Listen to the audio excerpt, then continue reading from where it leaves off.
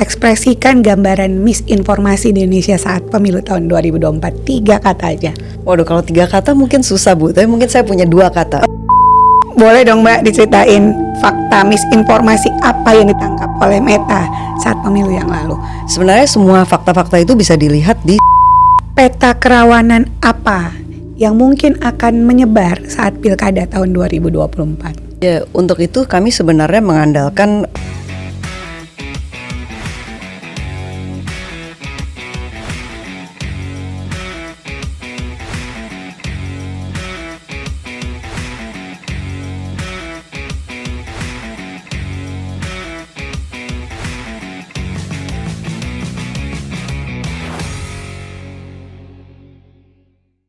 Hai teman pemilih, salam sehat. Pasti kaget dong kenapa aku yang ada di hostnya podcast KPU RI terdepan bicara kepemiluan. Pagi hari ini di kantor KPU RI saya ditodong oleh timnya Mbak Reni untuk jadi host podcast KPU RI terdepan bicara kepemiluan untuk semua teman pemilih. Biasa anggota KPU itu harus multitasking, multitalenta.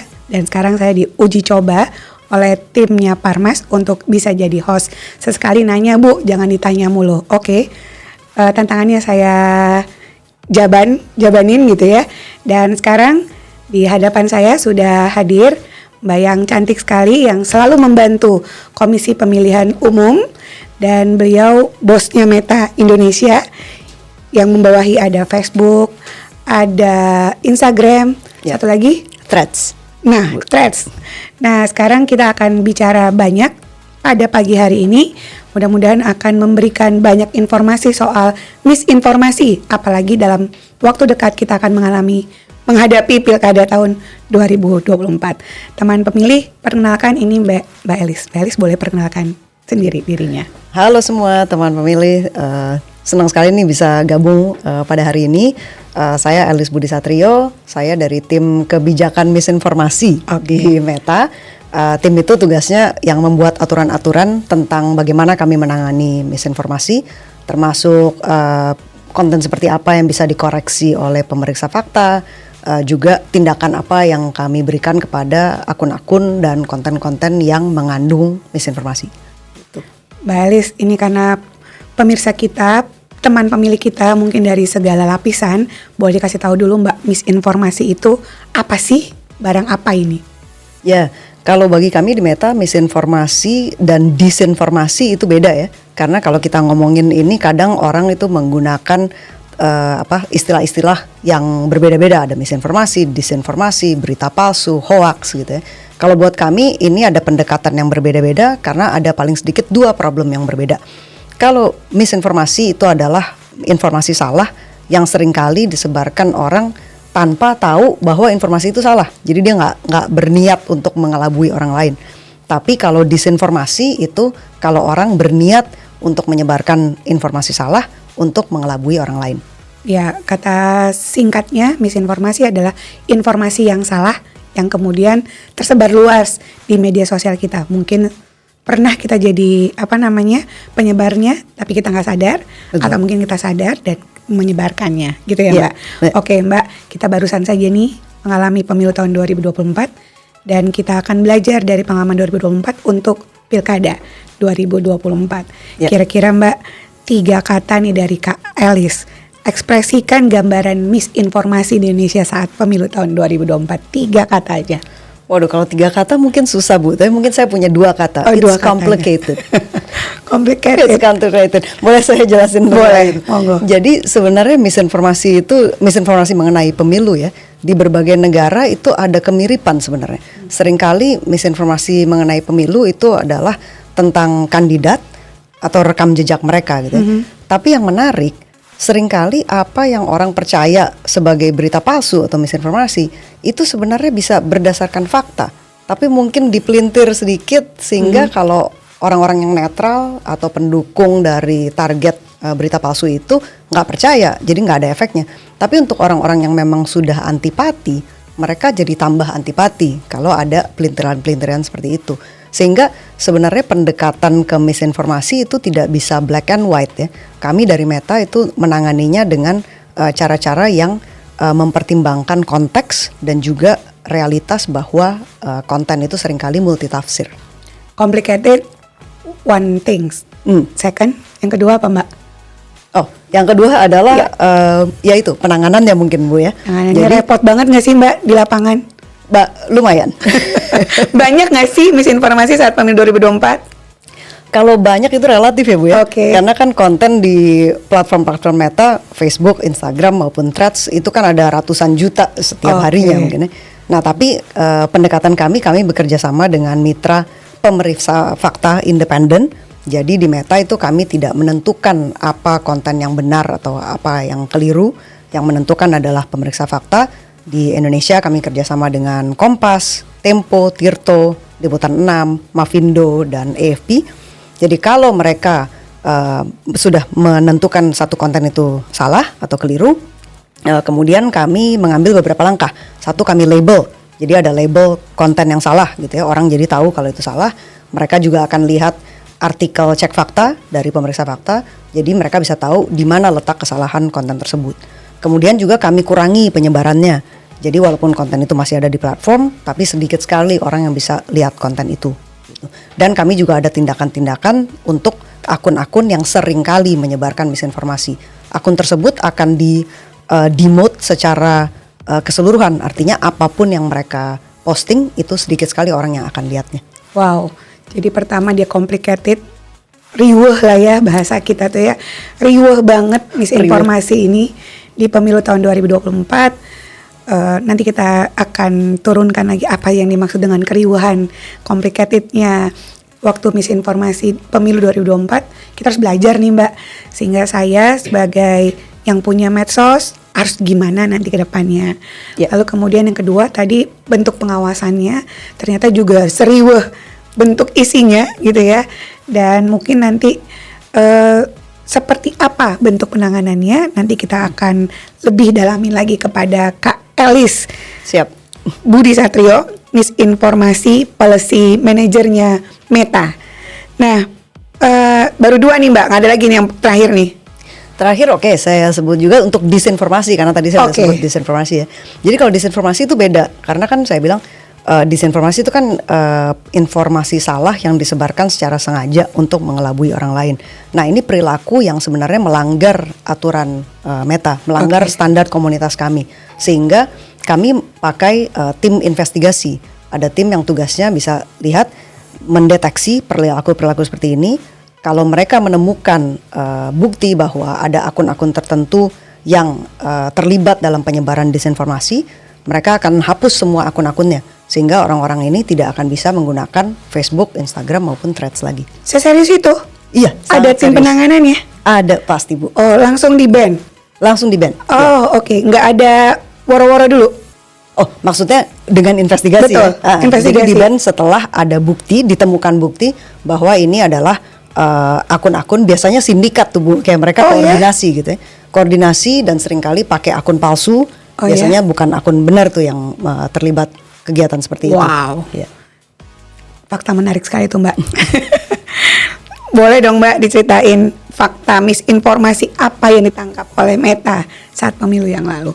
Kira-kira tuh tadi kan kata Mbak Elis ada terlibat kepada peserta pemilunya.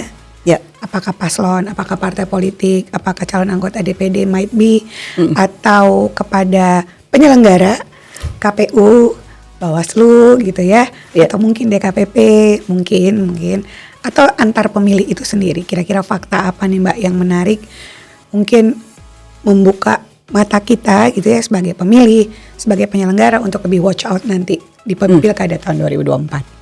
Sebenarnya semua fakta-fakta itu bisa dilihat di situs-situs para pemeriksa fakta kami, Bu. Jadi teman-teman pemilu bisa ke situs Kompas, Tempo, Tirto, Liputan 6, AFP, Mavindo ya. Di situ banyak sekali bisa dilihat ada misinformasi tentang kandidat, rekam jejak mereka, dan juga penyelenggaraan pemilu. Tapi seperti tadi saya bilang, kalau teman-teman melihat konten seperti itu di platform Meta dan konten-konten itu sudah dikoreksi oleh pemeriksa fakta, teman-teman juga akan melihat label. Jadi teman-teman tahu bahwa oh ini foto atau video yang sudah dimanipulasi misalnya. Kemudian bisa lihat artikel cek faktanya. Tolong diklik artikel cek faktanya supaya teman-teman bisa tahu yang lebih lanjut yang mana. benar. Oke. Yang benar tuh apa. Gitu. Oh oke. Berarti begitu serius ya. Jadi nanti diklasifikasi dulu. Ini misinformasi, ini disinformasi. Kalau misinformasi berarti ada bentuk fakta sebenarnya. Fakta itu pasti yang sebenarnya dong ya. Lalu kemudian kalau disinformasi ada investigasi, begitu kan Mbak? Betul. Lalu kemudian kalau perlu di-ban langsung di-ban oleh Meta. Untuk 3 platform tadi, Facebook, Instagram, dan Threads. Nanti ke depan juga gitu nih Mbak, pilkada. Oh iya. Jadi langkah-langkah yang kami ambil ini sebenarnya global ya, bukan di Indonesia aja, dan juga bukan pada masa pemilu aja. Kami memang punya sistem lewat otomasi dan juga orang-orang yang pemeriksa konten yang terus jalan, terus bekerja, bukan cuma masa pemilu aja, tapi tentunya pada masa-masa pemilu kami tingkatkan kewaspadaan. Bisa ketahuan Mbak, ini akunnya the real akun sebenarnya atau akun robot? Bisa? Bisa. Oh gitu? Iya. Jadi sebenarnya di Meta itu untuk penindakan akun-akun palsu, kami lebih banyak lewat otomasi. Jadi sekitar 99% dari akun-akun palsu yang kami hapus itu sebelum orang melaporkan kepada kami. Jadi artinya kami mendeteksi secara lewat sistem otomasi, kemudian kami langsung hapus tanpa akun itu bisa dipakai. Nah, teman pemilih sudah harus tahu dong bahwa kalau Anda mendapatkan berita yang mungkin miring, mungkin negatif, harus dicek terlebih dahulu karena ternyata dari 100 orang mungkin 99-nya itu diawali dengan mereka yang meng-create atau menciptakan akun palsu. Jadi jangan mudah untuk tergiring atas isu-isu atau opini yang tidak baik, perlu dikonfirmasi terlebih dahulu dari cek akun fakta tadi ya Mbak. Betul, pemeriksa fakta. Untuk kemudian pemeriksa fakta, untuk kemudian kita tahu berita sebenarnya lewat fakta yang tersedia, mungkin gitu ya Mbak. Oke, Mbak, ini kan tadi kata Mbak Elis akan melibatkan peserta pemilu, orang besar semua nih Mbak. Penyelenggara KPU, Bawaslu, DKPP atau pemilih pun ada tokoh-tokoh masyarakat, tokoh agama. Mungkin boleh cerita dong Mbak, ada nggak sih dari ketiga aspek ini informasi yang paling menantang karena mungkin subjeknya atau mungkin karena objeknya begitu ya, yang dihadapi oleh Meta dan kemudian bisa ditangani? Sebenarnya semua konten maupun akun yang melanggar aturan kami itu selalu kami anggap serius Bu. Nah tapi mendekati pemilu mungkin saya bisa mengingatkan teman-teman pemilu bahwa di Meta itu ada standar komunitas ya, aturan mainnya lah, apa yang boleh diposting, apa yang tidak boleh diposting. Di situ jadi ada aturan ujaran kebencian, perundungan, dan juga misinformasi yang membahayakan, misalnya yang bisa memicu kekerasan atau menghalang-halangi orang untuk partisipasi dalam pemilu. Nah, konten-konten seperti itu semua melanggar aturan kami sehingga kalau kami nemu kami hapus gitu ya, kami turunkan. Dan pada pelaksanaannya itu kami selalu serius, sistem kami terus secara berkesinambungan kami perbaiki supaya lebih tepat ya dan lebih cepat penanganan pelanggaran. Dan juga kami bisa minimalisir adanya dihapusnya konten-konten yang sebenarnya tidak melanggar karena kadang-kadang itu juga terjadi ya. Gitu. Jadi fokus kami itu selalu dalam pemilu manapun ya, termasuk di Indonesia tentunya pemilu dan pilkada. Kami ingin platform-platform kami digunakan untuk memfasilitasi suksesnya pelaksanaan pemilu, misalnya dengan fasilitasi edukasi publik dan juga supaya orang bisa diskusi isu-isu yang penting supaya mereka bisa menentukan pilihannya.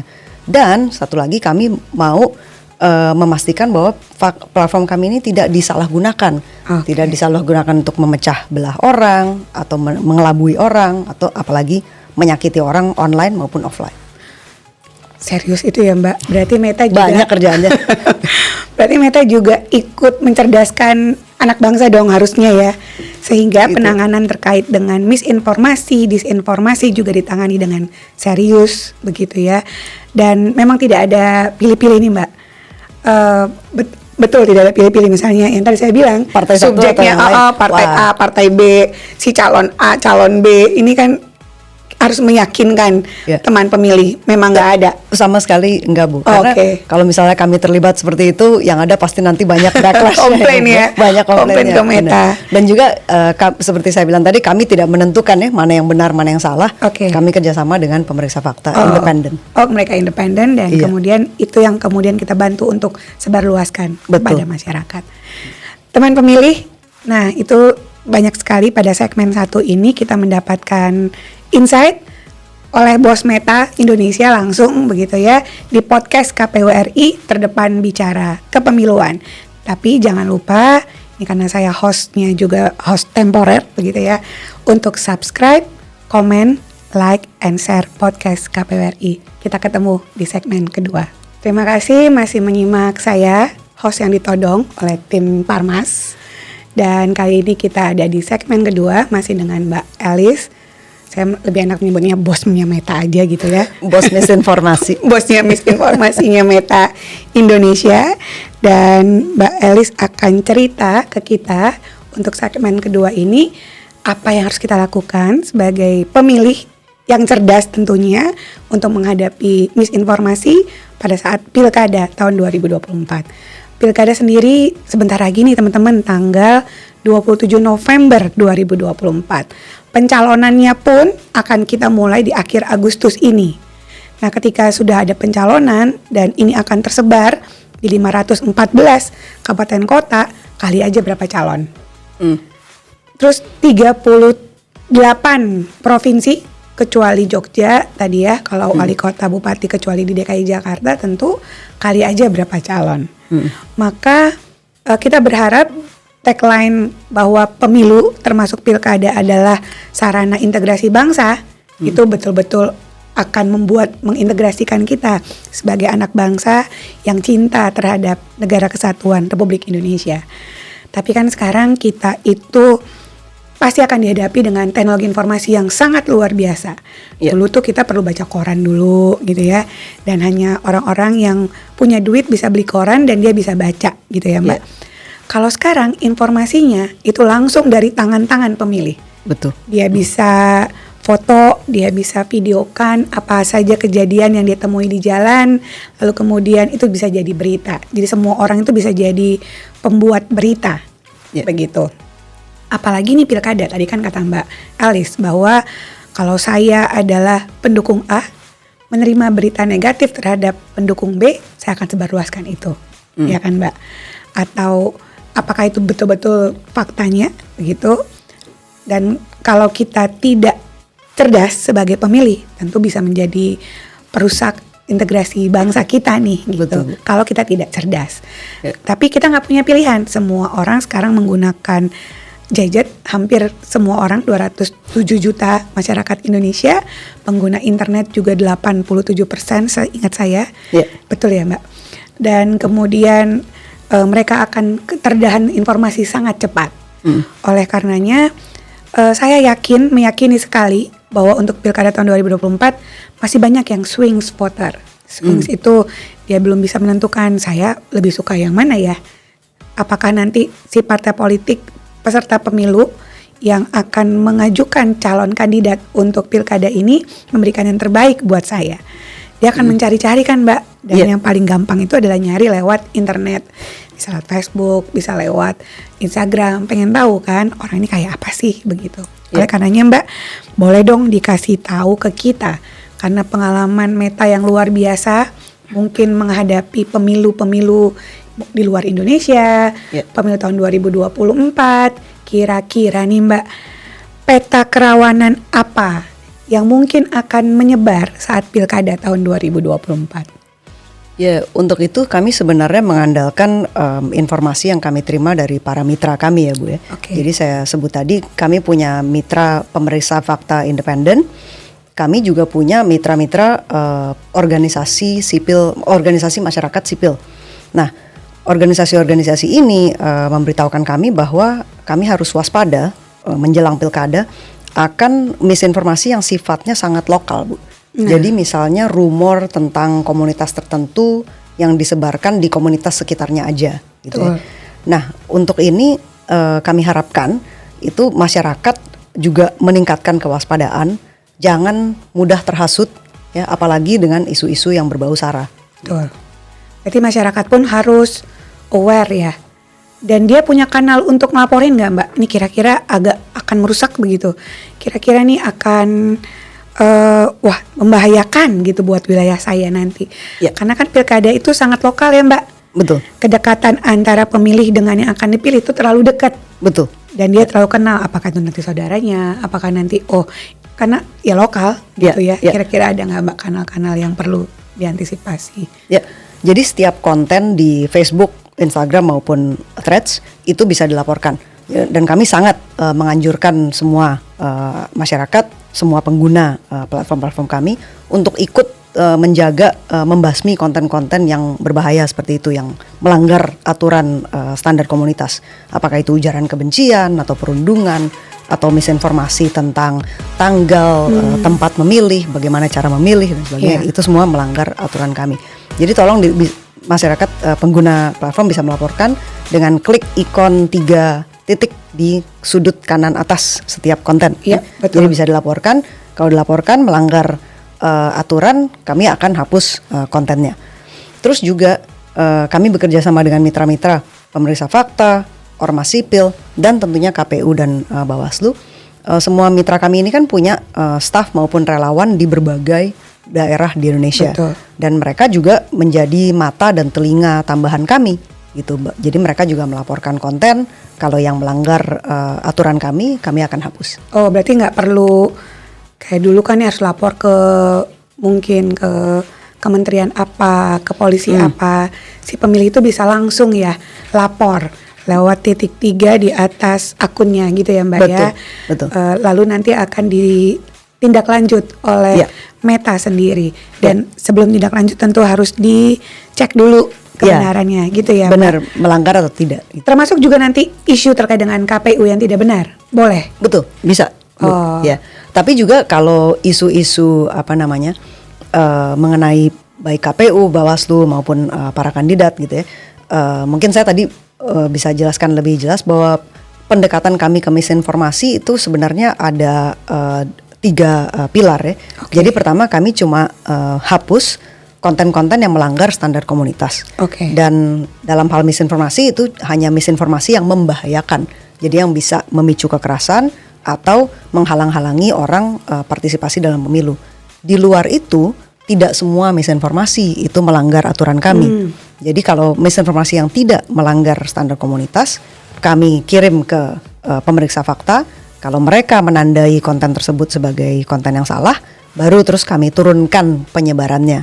Jadi masih ada, tapi sedikit sekali orang yang bisa melihat. Gitu. Oke. Tapi juga kami berikan informasi tambahan dengan berita cek fakta, dengan label bahwa konten itu salah. Oke, jadi don't worry ya, maksudnya jangan khawatir. Semua pemilih kita, semua teman pemilih kita, kalau Anda mendengarai ini berita yang atau bahkan disinformasi, pasti akan ditangani oleh Meta sesuai dengan ketentuan yang sudah ditetapkan lewat SOP-nya, standard of procedure-nya Meta. Jadi jangan khawatir. Jadi nanti saya lapor nanti nggak ditindaklanjut, jangan khawatir, pasti akan ditindaklanjut. Dilihat derajat mungkin kesalahannya begitu ya. Nanti punya obatnya sendiri. Jadi kalau obat sakitnya ini obatnya, begitu kan ya Mbak? Tepat sekali. Oke, ya begitulah Mbak ya, ini host yang harus multi talenta nih, dikerjain nih sama teman-teman. Oke, berarti langkah antisipasinya tadi ya, kita harus lebih cerdas, memilah-milah itu begitu ya. Kalau ada apa-apa baru kita nanti laporin ke Meta tadi, langsung bisa ya Mbak? Bisa langsung di konten. Oke. Ya, dan juga mitra-mitra kami juga akan melaporkan kalau ada konten yang sangat viral dan membahayakan. Oke, terima kasih. Betul sekali, jadi kita berharap betul-betul pemilu termasuk pilkada itu akan menjadi sarana integrasi bangsa kita sendiri. Justru karena kita cinta Indonesia loh Mbak, kita gunakan hak pilih. Justru karena kita cinta wilayah kita loh ya, kita mau datang ke pilkada 2024. Karena suka nggak suka, mau nggak mau akan ada orang yang memimpin kita. Oleh karenanya pemilih, teman-teman pemilih kita datang nanti ke TPS 27 November 2024. Jangan lupa loh, ini Meta udah sekian sebagai corong kita juga loh ya.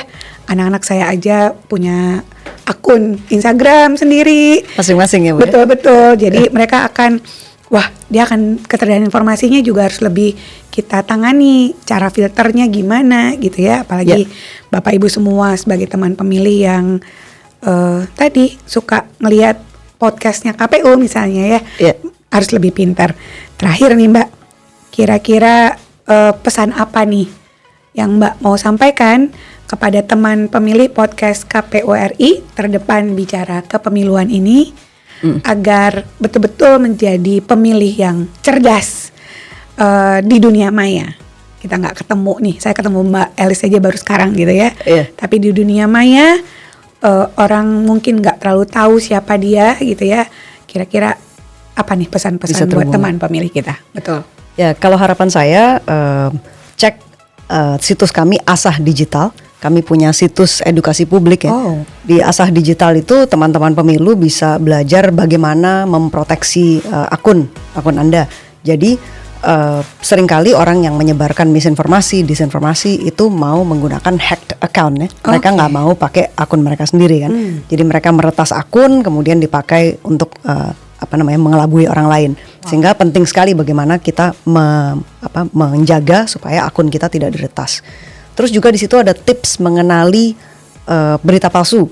Jadi hal-hal seperti bersikaplah skeptis terhadap headline, cek sumbernya, cek tanggalnya. Pokoknya jangan sampai gampang terkelabui oleh konten-konten yang kita lihat di internet. Tidak semua konten yang ada di internet itu bisa dipercaya, benar ya Bu? Betul. Ya? Gitu. Jadi paling sedikit tahun 2024 ini semua pengguna internet yang diharapkan bisa tahu cara verifikasi yang basic aja. Bagaimana bisa mencari sumber-sumber yang lebih terpercaya dan tahu sumber-sumber mana yang lebih terpercaya dan resmi. Tuh, berarti kalau baca headline yang kira-kira wow banget, jangan percaya dulu biasanya gitu ya Mbak. Betul, ya. Apalagi kalau misalnya tentang KPU nih, bener gak sih KPU kayak gini? Salah satu upaya yang dilakukan oleh KPU adalah membuat podcast ini nih, podcast KPU RI, yang menjadi tangan pertama menyebarluaskan informasi kepemiluan seharusnya. Sehingga memang udah pas banget podcast KPU RI dengan slogan terdepan bicara kepemiluan ini untuk Anda semua agar kita bisa jadi pemilih cerdas selanjutnya membangun demokrasi di Indonesia yang lebih baik. Terima kasih loh Mbak Elis udah main. Saya sangat terhormat sekali sekaligus bisa jadi hostnya Mbak Elis begitu ya. Saya yang terhormat dapat host spesial. Iya nih nanti dan teman-teman pemilih ini diperkenalkan, ini adalah maskotnya pilkada sebagian kecil ini kita punya 514 plus 38 kecuali yang nggak ada pilkada tentu. Ini kalau dibuat lemari kayak ini kurang nih lemari teman-temannya podcast KPU RI. Jadi sekali lagi kami ingatkan Anda untuk gunakan hak pilih sekali lagi untuk pilkada 2024 memilih gubernur dan wakil gubernur kita serentak dengan bupati atau wali kota dan wakilnya di tanggal 27 November 2024. Datang ke TPS tepat itu hari Rabu seperti biasanya kita melaksanakan pemungutan suara, coblos di hari H pemungutan suara. Justru karena kita cinta Indonesia, datang ke TPS. Sekali lagi tanggal 27 November 2024. Tepuk tangan buat Mbak Elis. Thank you so much sudah bisa datang. Terima kasih teman-teman pemilih semuanya dan jangan lupa subscribe, comment, like, and share podcast KPU RI Terdepan Bicara Kepemiluan. Assalamualaikum warahmatullahi wabarakatuh.